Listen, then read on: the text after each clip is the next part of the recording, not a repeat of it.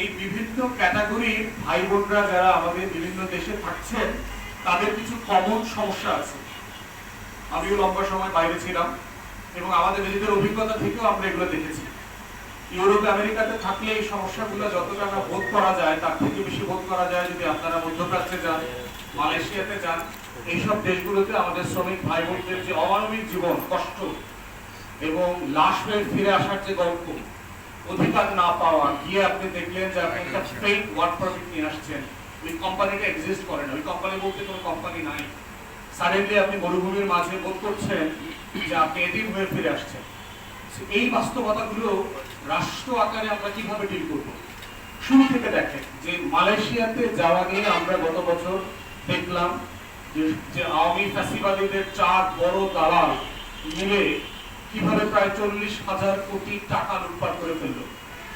Visa পাওয়ার পরেও প্রায় 30,000 বাংলাদেশি নাগরিক মালয়েশিয়া যেতে পারে নাই, কারণ তারা পাসপোর্ট ফেরত পায় নাই এবং ফ্লাইট অ্যাভেলেবল ছিল না। এবং দেখবেন যে অন্যান্য দেশ থেকে বাংলাদেশে শ্রমিকদের যাওয়ার প্রবণতা বেড়ে গেছে।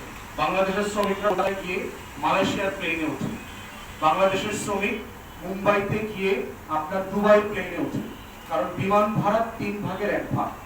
বাংলাদেশ থেকে গেলে বিমান ভাড়া ধরেন 80,000 টাকা, 90,000 টাকা। পুরো পথ ভারতে গিয়ে, মুম্বাইতে গিয়ে, কলকাতায় গিয়ে, তারপরে যদি কেউ দুবাই যায়, মালয়েশিয়া যায়, তার ভাড়া 30-35,000 টাকার মধ্যে চলে আসে। তারপরে এই যে লুটেরা মডেলের একটা শ্রমিক পাঠানো, দালাল পাঠানো আমাদের এজেন্সিগুলোর মধ্য দিয়ে, যে আমাদের যে মানবিক মর্যাদা থাকা দরকার ছিল তার ন্যূনতম মানবিক মর্যাদা আমাদের এই শ্রমিক ভাই বোনদেরকে দেওয়া হচ্ছে না। এবং এই পুরো চক্রের সাথে আমাদের লোক পাঠানোর যে ব্যবসায়ীরা যারা আছেন তারা জড়িত, আমাদের প্রবাসী কল্যাণ মন্ত্রণালয় যেটা আছে এদের মন্ত্রণালয়ের সচিব মন্ত্রীরা জড়িত। এই প্রসেসের সাথে ওখানকার বাংলাদেশি রাষ্ট্রদূতাবাসের কর্মকর্তা কর্মচারীরা জড়িত। এবং যে সকল দেশে যাচ্ছে কোনো কোনো সময় আমরা শুনছি ওই সকল দেশের কর্মকর্তা কর্মচারীরাও জড়িত।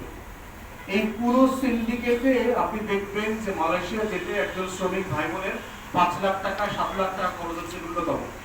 অথচ আমরা যখন এক্সপার্টদের সাথে কথা বলেছি আমাদেরকে বলেছে যে এটা যাবার জন্য বিমান ভাড়া ছাড়া মালয়েশিয়া সরকারের পক্ষ থেকে কোনো খরচ নাই, কোনো টাকার কথা বলে দেয়া নেই।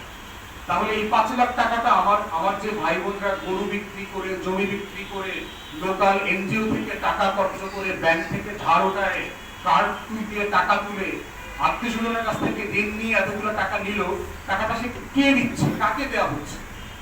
এবং আমরা বহু এজেন্সির কথা বলছি যার কোনো লাইসেন্স নাই, কিন্তু সে হাজার হাজার মানুষকে বিভিন্ন দেশে পাঠাচ্ছে এবং পাঠানোর পরে তার কোনো জবাবদিহিতার বন্দোবস্ত আমরা দেখতে পাচ্ছি না। কমন অভিযোগ দেখবেন প্যারিসে, ফ্রান্সে দেখলাম অবৈধ হয়ে যারা হয়ে গেছে বাংলাদেশিরা, তারা কাজের জন্য যে পাসপোর্ট করা দরকার এম্বাসি থেকে পাসপোর্ট পাচ্ছে না। ন্যূনতম সেবা দেশে আসার জন্য যে আমার ভিসা লাগবে না, এইরকম একটা ডকুমেন্ট পর্যন্ত এম্বাসি থেকে পেতে দিনের পর দিন চলে যায়। লাশ পাঠানোর যে সমস্যা, যে আপনার পরিচয় আইডেন্টিফিকেশন কনফার্ম করতে করতে 1 সপ্তাহ লেগে যায়, এই লাশটা ওই দেশের হাসপাতালের মর্গে রাখতে হয়।